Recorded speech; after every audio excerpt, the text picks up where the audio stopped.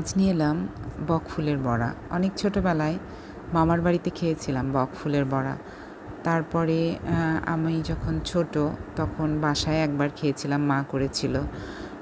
আসলে বকফুলটা একটু রেয়ার, সবসময় পাওয়া যায় না। তো বকফুলের বড়াটা আমার খুব পছন্দের একটা বড়া। আমি যখনই বকফুলের বড়া করি তো সেই বড়াটার ভেতর থেকে যে ফুলটার ভেতরে একটা শাঁস আছে, একটা শীষ আছে। সেই শীষটাকে, শক্ত একটা শীষ আছে, শীষটাকে আমি সবসময়ই তুলে ফেলি।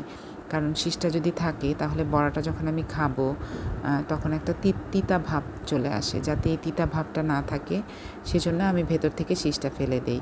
আর ডালটা সাধারণত আমি একটু পাটাই বেটে নেই, কারণ পাটায় বাটা ডালটা যখন আমি ফ্যাটাবো তখন অনেক ফ্লাফি হবে।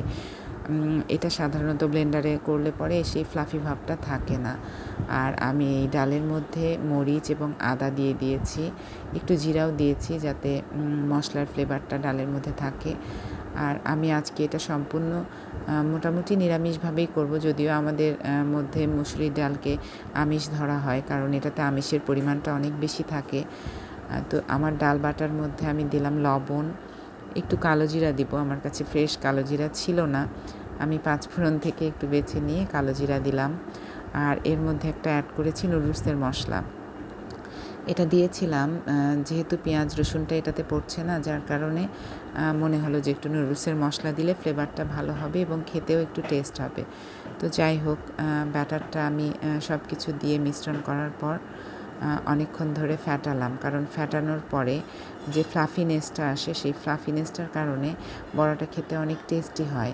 মানে অনেকটা আমরা যেমন কেক বানানোর সময় কেকের ব্যাটারটা অনেকক্ষণ ধরে বিট করি, এটার কারণে কেকের ওই ব্যাটারটা অনেক ফ্লাফি হয়ে যায়, জাস্ট সেরকমই। তো আমি জানি যে এই বকফুলের বড়াটা সকলেই আমরা পারি, কিন্তু আমি আসলে আমার মতন করে যেটা আমি করলাম আমি সেটা সবার সাথে শেয়ার করার জন্য আজকে নিয়ে এসেছি।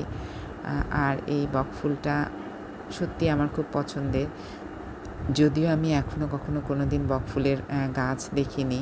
আমার খুব দেখার ইচ্ছা বকফুলের গাছ, আর নিজে হাতে ফুলটা পাড়ারও ইচ্ছা।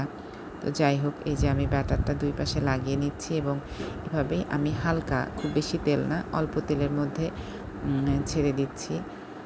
যদিও কিছুদিন থেকে আমি একটু ভাজাপোড়া থেকে দূরেই আছি, তারপরেও করলাম। ছেলে আছে, আমার হাজব্যান্ড আছে, সবাই খাবে।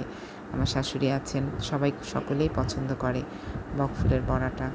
তো আমি যেভাবে করলাম এটা সকলের কেমন লাগলো আমি ঠিক জানি না।